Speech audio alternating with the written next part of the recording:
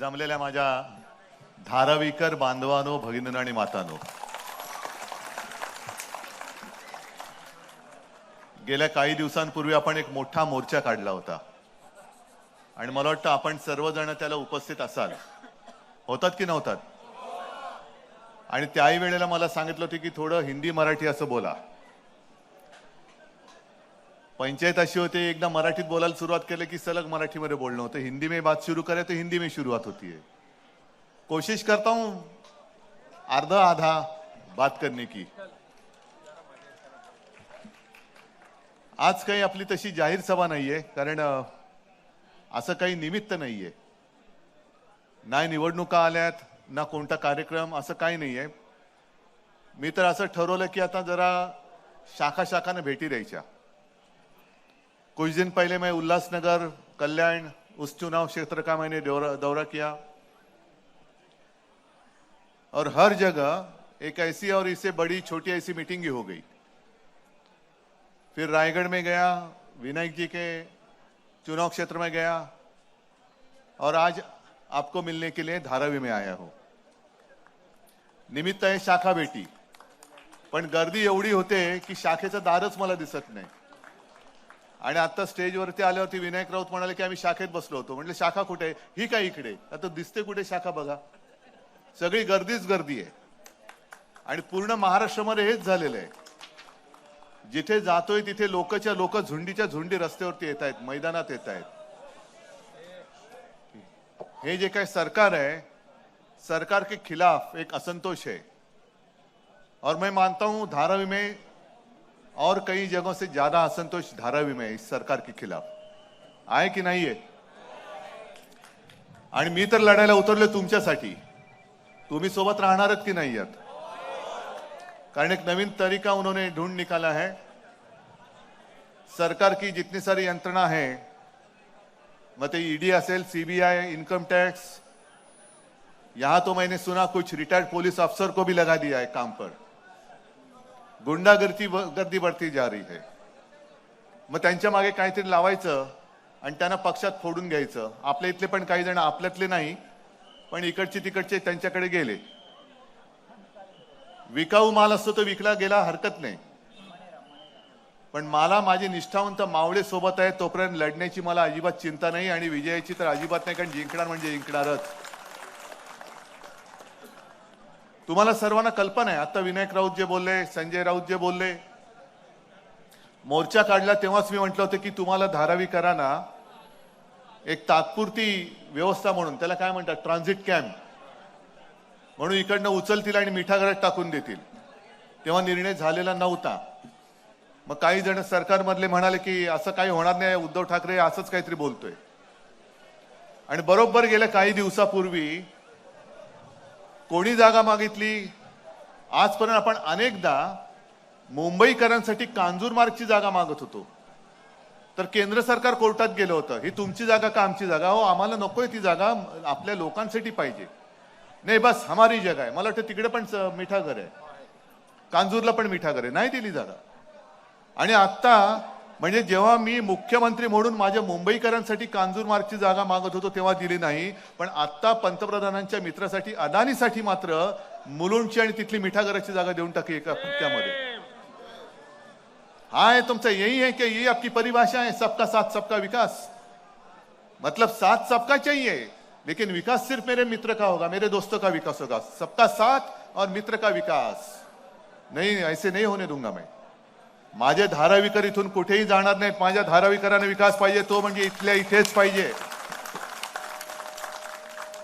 कारण तुम्हाला असं वाटत असेल सोपं की अरे हे काय साधी गोष्ट आहे, इकडे घरं बांधले पण आपल्याला दिली मिठागरात जागा. पण एकदा जर का तुम्ही मिठागरात गेला तर परत तुम्हाला धारावी दिसणार नाही, कारण ही जागा दुसऱ्या तिसऱ्याच्या नाही तर खुद्द अडाणीच्या घशामध्ये घातली जाते. म्हणजे धारावी तर गेलीच आणि मिठागर पण गेलं. आणि मग तुम्ही जरा विचार करा, मिठागराची इकडे फेरफटका मारून या, बाकी सोयी सुविधा तुम्हाला देणार कुठून, कशा देणार? किती वर्ष तुम्ही तिकडे राहणार? काय होणार तुमच्या मुलाबाळांचं? एक तर या धारावीमध्ये तुम्ही पिढ्यानपिढ्या राहतायत. ज्या वेळेला संकट आलं होतं तेव्हा कोणी तुमच्या मदतीला आले होते? पंतप्रधान आले होते, अदानी आले होते.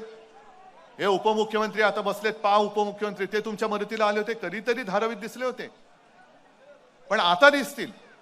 कारण आता त्यांना माहिती की आता धारावीमध्ये कोरोना नाहीये. कोरोनाच्या काळामध्ये काय होतं आणि काय नव्हतं विचार सुद्धा करू शकत नव्हतो, अशी परिस्थिती होती. काय होणार आहे, भाई दिल्लीला सुद्धा घाम फुटला होता. मी मुख्यमंत्री ते उद्धवजी कुछ तो करो, म्हटलं कर रहे कुछ, आप चिंता मत करो. कारण आम्ही काय सांगत होतो की घराबाहेर पडू नका. आणि इकडे धारावीमध्ये तर परिस्थिती अशी आहे की एकेका घरामध्ये 8-8, 10-10 लोक राहतात, बरोबर ना. म्हणजे आपण काय म्हणत होतो, तोंडाला मास्क, हात स्वच्छ धुवा आणि 2 हात की दूरी. अरे 2 हात की दूरी म्हटल्यानंतर माझ्या धारावीकरांचं घर केवढं आहे.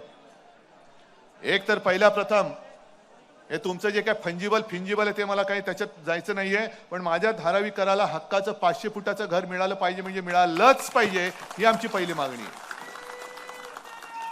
विकास आम्हाला पण पाहिजे, पण तुम्ही इकडे नुसता कोणवाडा करून टाकायचा, या लोकांना उचलून मिठागरामध्ये फेकून द्यायचं आणि इकडे सगळं आबाद करून उपऱ्यांची इकडे जर का वस्ती बसवणार असेल आणि सगळा पैसा जर अदानीच्या खिशात घालणार असाल, तर मग माझ्या धारावीकरांनी काय पाप केले. धारावीकरांनी काही गुन्हा नाही केलेला. इतके वर्ष ते ज्या एका या धारावीमध्ये राहिले, कशी होती धारावी, आता सुद्धा कशी आहे, ही आता हिला सोन्याची किंमत आली. पण मुंबईतने एक उद्योगधंदे घेऊन जात आहेत, डायमंड मार्केट घेऊन गेले, आणखीन सगळे ओरबाडून घेऊन जात आहेत आणि आता त्यांना ते कमी पडतंय म्हणून धारावीच्या विकासाबरोबर अख्खी मुंबई ते विकत्या अडाणीच्या खिशात घालायला निघालेले. आजच मी येताना वाचत होतो, वांद्रा रेक्लेमेशनसाठी सुद्धा टेंडर काढलेली आहेत आणि ते 3 टेंडर आहेत. कोण त्याच्यात मी नावं वगैरे वाचले नाही, पण 100% आज लिहून घ्या की ते सुद्धा टेंडर अडाणीला मिळणार आहे. आज तारीखवार आणि वेळेनुसार लिहून घ्या. वांद्रे रेक्लेमेशनचं टेंडर सुद्धा अडाणीला मिळते की नाही बघा तुम्ही. इथे सुद्धा जो काही टेंडरचा घोळ झाला हा तुम्हाला माहिती आहे. आपलीच लोक घुसवायची, आपल्यामध्ये सगळं मॅनेज करायचं आणि बरोबर अडाणीला कसा फायदा होईल अशा पद्धतीने टेंडर देऊन टाकायचं. आपल्याला काय वाटतं, बघा टेंडर काढलं होतं आम्ही, पण करणार काय, क्या करे. अडानी का टेंडर सबसे अच्छा था तो हमको तो देना ही चाहिए. इतनी आसान बात नहीं है. हर सारी जगह अडानी को कैसे मिल रही है. वांद्रा रेक्लेमेशन का भी टेंडर अभी निकला ऐसे मैंने सुना. मी मुद्दा म्हणून हिंदीत सांगतो. 3 टेंडर, किसी 3 लोगों ने टेंडर भरे ऐसे मुझे पता चला, लेकिन आप आज लिख के रखो अडानी को ही वो मिलने वाला है. नाही मिळालं तर बघा तुम्ही. संपूर्ण मुंबई घशात घालायची, मुंबई एक तर भिकेला लावायची. एक तर महाराष्ट्रामध्ये एवढी गुंडागर्दी झालेली आहे की महाराष्ट्र पूर्ण बदनाम करून टाकलेला आहे.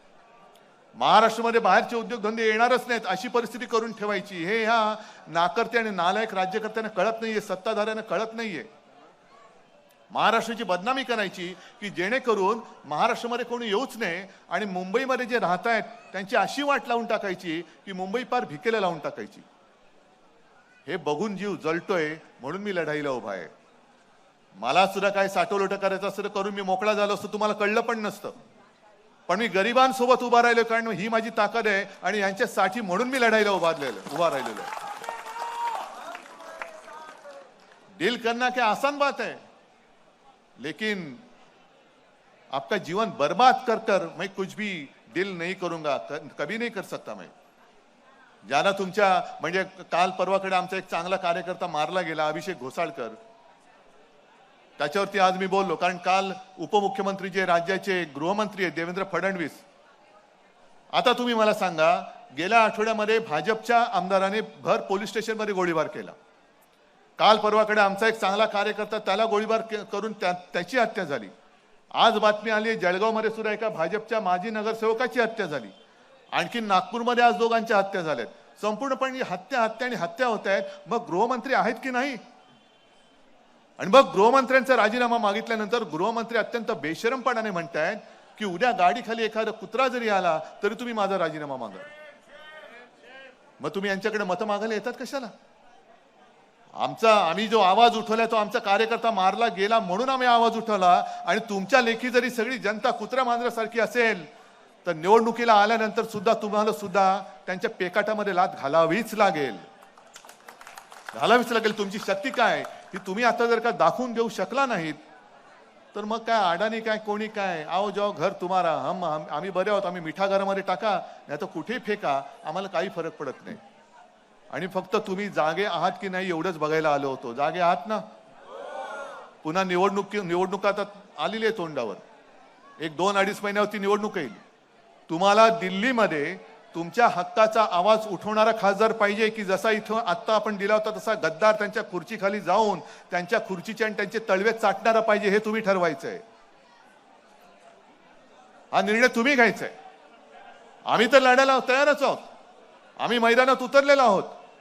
पण जे तुम्ही सांगता की उद्धव साहेब आगे बढ़ो, हम तुम्हारे साथ हैं, या लढाईमध्ये मी तर पुढे आलेलोच आहे. हा ये आदित्य पण आलं,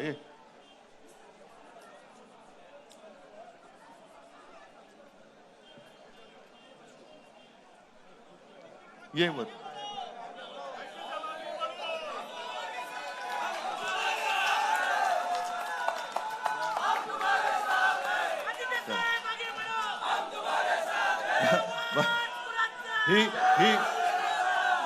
हीच घोषणा मी सांगत होतो तुम्हाला की उद्धव साहेब आगे बढ़ो, आदित्य साहेब आगे बढ़ो, पण हम तुम्हारे साथ है म्हटल्यानंतर तुम्ही साथ खरोखर राहणार आहात की नाही? उद्या जर का तुमच्यावरती पैशाचा वापर होईल, विकले जाणार आहात. तुम्ही नुसती जागा विकणार नाही, तुमच्या पुढच्या पिढ्यांचं आयुष्य विकणार आहात, एवढं लक्षात ठेवा. आणि ते आयुष्य सुद्धा आता जी गुंडागर्दी करतायत त्या नालायक सरकारकडे, त्यांच्या तो जो काही दलाल आहे त्याच्याकडे तुम्ही ते विकणार आहात. तर कोणत्याही दहशतीला बळी पडायचं? जरा जोरात बोला ना. अडाणीच्या दलालाला घाबरायचं? इथून जो गद्दार खासदार गेलाय तो मस्काबाजी करेल, त्याला भुलायचं? मग ठरलं नक्की जरा धारावीकरांची ताकद दाखवणार.